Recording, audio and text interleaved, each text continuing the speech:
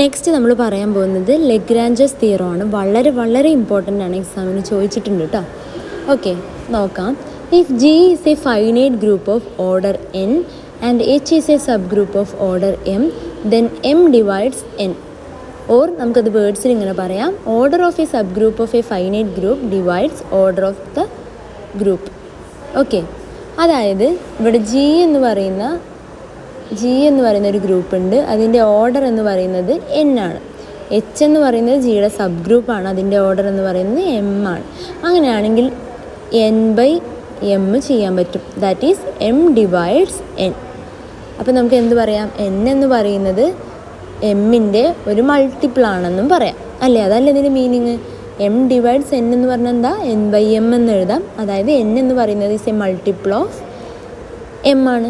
ഇതാണ് നമുക്ക് പ്രൂവ് ചെയ്യേണ്ടത്. ഓക്കെ, ജസ്റ്റ് പ്രൂഫ് നോക്കാം. അപ്പോൾ ആദ്യം മനസ്സിലാക്കേണ്ട ഓർഡർ ഓഫ് ജി എന്ന് പറയുന്നത് ഇവിടെ എൻ ആണ്. ഓർഡർ ഓഫ് എച്ച് എന്ന് പറയുന്നത് എം ആണ്. Okay, let G B the group of order N, H B the sub group of order M.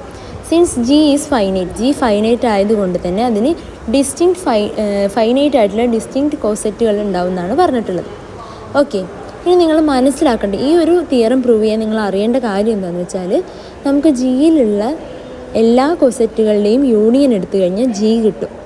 അതാണ് ഇവിടെ മനസ്സിലാക്കേണ്ടത്. അതുകൊണ്ടാണ് ഇവിടെ ഇങ്ങനെ എഴുതിയിട്ടുള്ളത്: G is equal to G1H union G2H union etcetera GKH.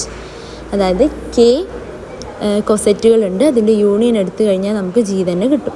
ഇവിടെ G1 എന്ന് പറയുന്നത് ജിയിലുള്ള ഒരു എലമെൻ്റാണ്. അതിനെ എച്ച് കൊണ്ട്, എച്ച് എന്ന് പറയുന്ന സബ് ഗ്രൂപ്പ് കൊണ്ട് മൾട്ടിപ്ലൈ ചെയ്താൽ ആദ്യത്തെ കോസെറ്റ് കിട്ടും. അടുത്ത G2 എന്ന് പറയുന്നത് ജിയിലുള്ളൊരു എലമെൻ്റാണ്. അതിനെ എച്ച് കൊണ്ട് മൾട്ടിപ്ലൈ ചെയ്യുമ്പോൾ അടുത്ത കോസെറ്റ് കിട്ടും. അങ്ങനെ എല്ലാ കോസെറ്റുകളുടെയും യൂണിയൻ എടുത്തു കഴിഞ്ഞാൽ അത് നമുക്ക് ജി എന്ന് കിട്ടും. നെക്സ്റ്റ് എടുക്കുന്നത് അതിൻ്റെ എല്ലാം ഓർഡർ എടുക്കുകയാണ്. Okay, number of elements in G, അതാണ് ഓർഡർ ഓഫ് ജി എന്ന് പറഞ്ഞു കഴിഞ്ഞാൽ ഈക്വൽ ടു, ഇവിടെ നമ്മൾ യൂണിയൻ എന്താവും? നമ്പർ ഓഫ് എലമെൻറ്റ്സ് എടുക്കുന്ന സമയത്ത് പ്ലസ് ആവും. അപ്പോൾ എന്ത് വരും? Order of G1H plus order of G2H plus etcetera order of GKH എന്ന് വരും. ഇനി ഇവിടെ ഓൾറെഡി നമ്മൾ ഈ ഒരു തിയറത്തിൽ പഠിച്ചിട്ടുണ്ട്. ഓർഡർ ഓഫ് എ കൊസെറ്റ് എന്ന് പറയുന്നത്, അതായത് ഓർഡർ ഓഫ് AH എന്ന് പറയുന്നത് equal to order of H ആണ്. വേറെ എ എന്ന് പറയുന്നത് ബിലോങ്സ് ടു ജി അല്ലേ? സിമിലർലി ഈ കേസിലും എക്ക് പകരം ഇവിടെ എടുത്തിട്ടുള്ളത് G1 ആണ്. അങ്ങനെ ആകുമ്പോൾ ഓർഡർ ഓഫ് G1H എന്ന് പറയുമ്പോൾ എന്ത് വരും? ക്യാപിറ്റൽ ഓർഡർ ഓഫ് H എന്ന് തന്നെ വരും.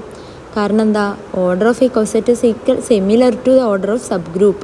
അപ്പോൾ ഇവിടുത്തെ സബ് ഗ്രൂപ്പ് എന്ന് പറയുന്നത് H ആണ്. അപ്പോൾ ഇവിടെ ഓർഡർ ഓഫ് H വരും, ഇവിടെ ഓർഡർ ഓഫ് H വരും. അങ്ങനെ K times order of H എന്ത് ചെയ്യണം? ആഡ് ചെയ്യണം. അപ്പോൾ നമുക്ക് എന്ത് എഴുതാം? ഓർഡർ ഓഫ് ജി എന്ന് പറഞ്ഞു കഴിഞ്ഞാൽ എൻ ആണ്. അതിവിടെ സബ്സ്റ്റിറ്റ്യൂട്ട് ചെയ്തു. പിന്നെ നമ്മളിവിടെ എത്ര times H order of H sum ചെയ്യണം? K times. അതുകൊണ്ട് KM എന്ന് എഴുതി. അപ്പോൾ എന്തിവിടെ കിട്ടി? N is a multiple of M എന്ന് കിട്ടി. നമുക്കപ്പോൾ എന്ത് പറയാം?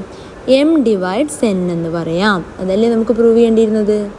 ഇത് വളരെ ഈസി ആയിട്ടുള്ളൊരു തിയറമാണ്. പ്രൂവ് ചെയ്യാൻ വളരെ എളുപ്പമാണ്. എന്തായാലും പഠിച്ചിട്ട് പോവുക.